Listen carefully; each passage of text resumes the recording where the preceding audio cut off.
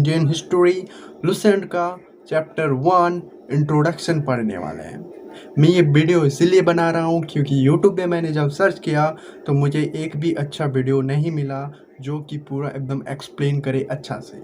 तो मेरा वीडियो बनाने का मकसद यही है कि मैं इस वीडियो से आप लोगों को जानकारी अच्छा से देना चाहता हूँ, एक्सप्लेन करके, फुल्ली एक्सप्लेन करके। तो आगे बढ़ने से पहले बता दें कि आप अगर नया चैनल में आए हैं तो सब्सक्राइब जरूर करें और बेल आइकन जरूर दबाएं। लाइक करना आप पे छोड़ देता हूँ, अगर अच्छा लगे तो लाइक ज़रूर करना, नहीं लगे तो डिसलाइक ज़रूर करना। तो इंट्रोडक्शन से स्टार्ट करते हैं। तो हम लोग पहला ही टॉपिक देख सकते हैं, व्हाट इज़ हिस्ट्री। हिस्ट्री क्या है? तो हिस्ट्री जो है स्टडी ऑफ पास्ट में हो चुका है उसका अगर हम लोग स्टडी करते हैं तो उसे हिस्ट्री कहा जाता है। अगर हिस्ट्री को हम लोग देखें तो हिस्ट्री हम लोग कंपटीशन के लिए अगर पढ़े तो ये बहुत ही इम्पोर्टेंट है। इंडियन हिस्ट्री बहुत ही क्वेश्चन बनता है मतलब। तो हिस्ट्री कहाँ से आया? तो हिस्ट्री जो है वो ग्रीक वर्ड से डिराइव हुआ है, मतलब इसको बताया गया है हिस्टोरिया। तो यहाँ से एक मस्त क्वेश्चन बनेगा कि हिस्ट्री जो वर्ड है कौन से ग्रीक वर्ड से बना है? तो आंसर होगा हिस्टोरिया। हिस्टोरिया का मतलब क्या है? रिसर्च करना, इंक्वायरी। पास्ट में हम लोग जो भी चीज़ हो चुका है उसका हम लोग रिसर्च करते हैं, स्टडी करते हैं, तो उसको हिस्टोरिया कहा जाता है। और वो हिस्टोरिया ग्रीक वर्ड है जिसको हम लोग हिस्ट्री बोलते हैं। तो अगर हम लोग 484 बीसी से 425 बीसी में अगर देखें तो एक मस्त हिस्टोरियन, वर्ल्ड का फर्स्ट हिस्टोरियन हेरोडोटस वर्ल्ड का फर्स्ट हिस्टोरियन है जो कि 484 बीसी से 425 बीसी तक था। और इसने एक बुक लिखा द हिस्टोरीज 430 बीसी में। तो ये भी एक मस्त क्वेश्चन है कि वर्ल्ड का फर्स्ट हिस्टोरियन कौन है? तो उसका आंसर है हेरोडोटस। और उसने कौन सा बुक लिखा था? तो उसने द हिस्टोरीज करके बुक लिखा था 430 बीसी में। तो ये भी बहुत अच्छा क्वेश्चन है। तो हम लोग आगे बढ़ते हुए जाते हैं, और फादर ऑफ मॉडर्न हिस्ट्री किसे कहा गया है? ये भी बहुत अच्छा क्वेश्चन है। तो लियोपोल्ड वॉन रैंके इसे कहते हैं the father of modern history. According to Ranke the task of historian was to describe the past as it actually was. तो रैंके के हिसाब से हिस्टोरी को, मतलब पास्ट में जो हुआ है उसको डिस्क्राइब करना ही स्टोरी है। तो एक जर्मन फिलोसोफर आया था हेंगल 1770 से 1831 एडी में। तो ये भी मतलब इसमें अगर इस टॉपिक का बात करें, इंट्रोडक्शन का ये जो पैराग्राफ है, तो इसमें बस जितना क्वेश्चन बन सकता था मैंने बता दिया, एक्सप्लेन कर दिया। अब हम बहुत दूर, मतलब बहुत बार बीसी एडी कर रहे हैं, तो ये भी आपको नहीं पता होगा शायद अगर आप पहली बार स्टोरी पढ़ रहे हैं तो मैं आपको बता दूं कि बीसी और एडी का मतलब क्या है। तो बीसी एक टाइम पीरियड है बिफोर क्राइस्ट, मतलब जब जीसस क्रिस्ट जो एक है, जीसस क्रिस्ट जब वो जन्म लिया था उससे पहले का समय को हम लोग बीसी कहते हैं, यानी before Christ. This is an English phrase meaning birth before the birth of Jesus Christ. So the year before the birth of Jesus Christ is known as before Christ and is denoted by BC in short. Example के हिसाब से अगर हम देखें तो बुद्धा जो born हुआ था 563 बीसी में एंड डाइड इन 483 बीसी में। तो इसी तरह मतलब बीसी का समझ लीजिए एकदम आसान भाषा में before Christ, before birth of Jesus Christ, तो हम लोग बीसी कहते हैं। तो एडी किसे कहेंगे? तो एडी को हम लोग कैसे कहेंगे? एडी किसे कहते हैं? After the birth of Jesus Christ, यानी एडी एक एक्रोनॉमी है, एनोडोमिनी। एडी का मतलब है एनोडोमिनी और बीसी का है before Christ. This is Latin phrase है। इसका मीनिंग जो है in the year of Lord Jesus Christ. तो जीसस क्रिस्ट मतलब उसके बर्थ के बाद जो भी टाइम आया है उसे हम लोग एडी कहते हैं। तो बस ये पैराग्राफ में इतना ही बहुत ज़रूरी था, मतलब बीसी और एडी के बारे में ये आपको नोट करना था। आगे आगे हम लोग बढ़ते हैं, डिकेड्स किसे कहते हैं। तो डिकेड्स हम लोग पीरियड ऑफ 10 ईयर्स को हम लोग डिकेड्स कहते हैं। और first half of a century किसे कहते हैं? हाँ, first half of a century. तो first 50 years of a century को हम लोग first half of a century कहते हैं। The period from first year to 50 year, मतलब फर्स्ट से लेके अगर 50 ईयर तक हम लोग देखें तो उसे फर्स्ट हाफ सेंचुरी कहा जाएंगे। और सेकंड हाफ सेंचुरी किसे कहेंगे? तो लास्ट 50 ईयर्स यानी 51 ईयर से 100 ईयर तक हम लोग उसे सेकंड ईयर डिकेड कहेंगे। अब सेंचुरी किसे कहते हैं? तो सेंचुरी आप लोग बहुत सुने होंगे, क्रिकेट में सेंचुरी मार दिया, विराट कोहली सेंचुरी मार दिया, तो बिल्कुल वही है। सेंचुरी मतलब 100 रन्स होता है क्रिकेट में, लेकिन हिस्ट्री में पीरियड ऑफ 100 ईयर्स हम लोग सेंचुरी कहते हैं। तो ये भी बहुत इंटरेस्टिंग चीज़ है। ये जो सेंचुरी है, डिकेड है, फर्स्ट हाफ है, सेकंड हाफ है, जब आप अपना बुक में पढ़ेंगे, लुसेंट का बुक से मैं अभी पढ़ा रहा हूँ, तो आप बिल्कुल बहुत अच्छा इंटरेस्ट आपको बहुत लगेगा पढ़ने में। तो आगे हम लोग बढ़ते हैं। अगर 100 ईयर्स को सेंचुरी कहते हैं तो 1000 ईयर्स को क्या कहेंगे? 100 ईयर्स ऑफ पीरियड को हम लोग सेंचुरी कहते हैं, तो 1000 ईयर्स पीरियड को हम लोग क्या कहेंगे? तो उसे हम लोग कहेंगे मिलीनियम।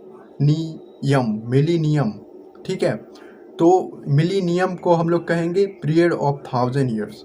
अब एक वर्ड है क्रिका। जो क्रिका जो वर्ड है उसे हम लोग सी से डिनोट करते हैं, नहीं तो सी ए से डिनोट करते हैं।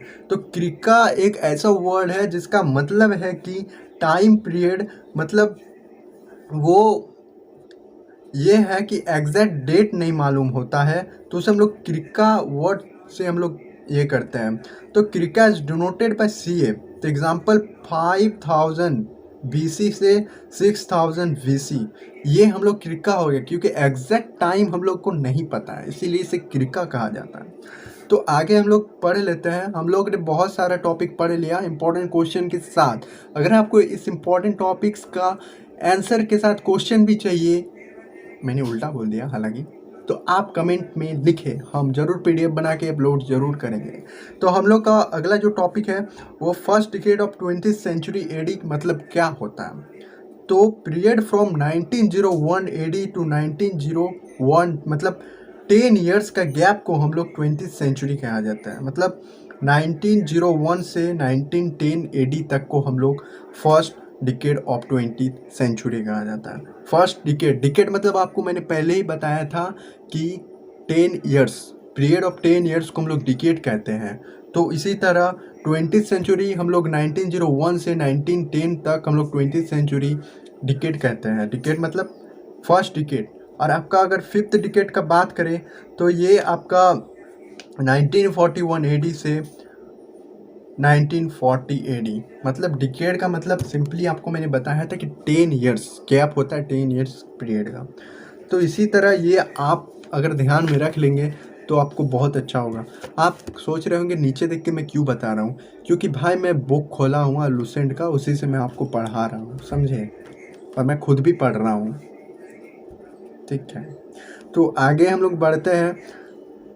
एक प्री हिस्टोरिक, मतलब अब पीरियड के बारे में बात कर लेते हैं कि प्री हिस्टोरिक पीरियड किसे कहते हैं, प्रो हिस्टोरिक पीरियड किसे कहते हैं, और हिस्टोरिक पीरियड किसे कहते हैं। जो प्री हिस्टोरिक वर्ड है, मतलब पीरियड है, प्री हिस्टोरिक पीरियड। तो इस पीरियड को हम लोग प्री हिस्टोरिक इसीलिए कहते हैं क्योंकि इससे पहले, मतलब इस पीरियड में हम लोग के पास रिटन कोई भी एविडेंस नहीं था, रिटन एविडेंस नहीं था, इसीलिए इसे हम लोग प्री हिस्टोरिक पीरियड कहते हैं। तो ये अगर आप टाइम पीरियड अगर पूछेंगे तो आपको बता देते हैं, ये 30 मतलब 3000 के BC से 2500 BC के टाइम के बीच वाला टाइम को हम लोग प्री हिस्टोरिक पीरियड कहते हैं। इसमें होता क्या है कि इसमें हम लोग के पास रिटन एविडेंस नहीं होता है। हिस्ट्री क्या है? Study of past. तो कोई अगर लिखेगा तभी ना हम लोग पढ़ पाएंगे। तो प्री हिस्टोरिक पीरियड में कोई लिखा ही नहीं था, कोई हम लोग के पास रिटन एविडेंस था ही नहीं, इसीलिए उसे हम लोग प्री हिस्टोरिक पीरियड कहते हैं। प्रोटो हिस्टोरिक पीरियड किसे कहते हैं?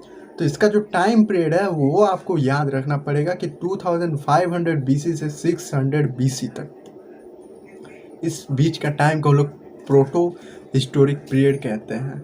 ये आपको MCQs में पूछा जा सकता है। तो इस टाइम में हम लोगों के पास रिटन एविडेंस तो था एक स्क्रिप्ट के मतलब, ये हम लोग के पास इस टाइम पे रिटन एविडेंस था। अब हिस्टोरिक पीरियड क्या होता है? 600 BC से अभी तक का जो भी टाइम चल रहा है उसे हिस्टोरिक पीरियड कहा जाता है। चल रहा है मतलब चल रहा है, मतलब पीछे वाला बात कर रहे हैं, फ्यूचर का बात नहीं कर रहे हैं हम लोग। तो the period for which written evidence is available, तो उसका मतलब रिटर्न जो है एविडेंस अवेलेबल है। तो इसका मतलब अगर आप पूछेंगे तो Mahajanapada period to till date, मतलब अभी तक का डेट आप जब भी देख रहे हैं तो महाजनपदा पीरियड मतलब एक राजा होता था उस टाइम, तो उसका पीरियड से लेकर अभी तक हम लोग हिस्टोरिक पीरियड कहते हैं। तो क्रोनोलॉजी एक फिर टॉपिक आ जाता है, क्रोनोलॉजी क्या होता है? क्रोनोलॉजी जो है वो जर्मन हिस्टोरियन क्रिस्टोफ सेलुरियस जो है वो क्रोनोलॉजी स्टार्ट किया था। ही डिवाइड मतलब ये जो हिस्टोरियन है उसने हिस्ट्री को 3 पार्ट में डिवाइड कर दिया, ancient, medieval and modern history, जो कि आप बहुत अच्छा तरीके से जानते हैं। जब भी आप खोले होंगे बुक तो आपको पता ही होगा। तो इसमें कोई बात नहीं है कि इम्पोर्टेंट बात नहीं है, बस इसमें पूछा जा सकता है कि किसने हिस्ट्री को 3 पार्ट में डिवाइड किया। तो इसका जो आंसर है क्रिस्टोफ सेलुरियस। तो ये कब से कब तक रहा है? तो 1638 से 1707 AD तक। ये मैं जो अभी डेट बोल रहा हूँ, टाइम पीरियड बोल रहा हूँ, AD BC, ये आपको बुक में अंडरलाइन करके आपको दिमाग में रखना पड़ेगा, क्योंकि आप भूल जाएंगे ये सब चीज़। तो एंशिएंट इंडिया का जो हुआ बिगनिंग, तो 647 AD तक ये जो हुआ उसका बिगनिंग था, उसका टाइम पीरियड था। और मेडिवल का 647 से था 1757 AD तक। और मॉडर्न जो हिस्ट्री है 1757 से अभी तक का जो भी हिस्ट्री है। तो मॉडर्न हिस्ट्री जो आप बोल सकते हैं from battle of Plassey to till date. अगर आप पढ़े हैं बैटल ऑफ प्लेसिया तो आपको अच्छी तरीके से पता होगा, ठीक है। तो ये कुछ डेट्स दिया हुआ है नीचे, आप देख सकते हैं। इसे मैं अगर बोलूँगा तो आप बोरिंग महसूस करेंगे, क्योंकि आपको इसे देखना खुद पड़ेगा और आपको खुद ही सीखना पड़ेगा। तो जो भी इंट्रोडक्शन मैंने इस वीडियो में बताया वो काफ़ी था, और मैंने बहुत सारे इंपॉर्टेंट क्वेश्चन बताया आपको, एक मतलब निकाल के आपको आंसर के साथ बताया। उसको आप ज़रूर नोट कर लीजिएगा, उसको अंडरलाइन कर लीजिएगा अगर बुक है तो, और नहीं है तो आप नोट्स बना लीजिएगा, बहुत ही काम आएगा। तो बस इंट्रोडक्शन यहीं तक था, और इसमें कुछ डेट्स दिया हुआ है नीचे जो कि मैं नहीं बताने वाला हूँ, वो आपको खुद देखना पड़ेगा। मैं बताऊँगा भी तो आप भूल जाएंगे। तो आगे बढ़ने से पहले बता दें, आप नया है तो सब्सक्राइब ज़रूर करें, लाइक ज़रूर करें, और आगे बढ़ते हैं। हम लोग नेक्स्ट वीडियो में एंशिएंट इंडिया स्टार्ट करेंगे, तो इसीलिए मैं बता रहा हूँ बेल आइकन ज़रूर दबा लेना, क्योंकि वीडियो का नोटिफिकेशन उसी से जाएगा। तो थैंक यू, नमस्कार, जय हिंद।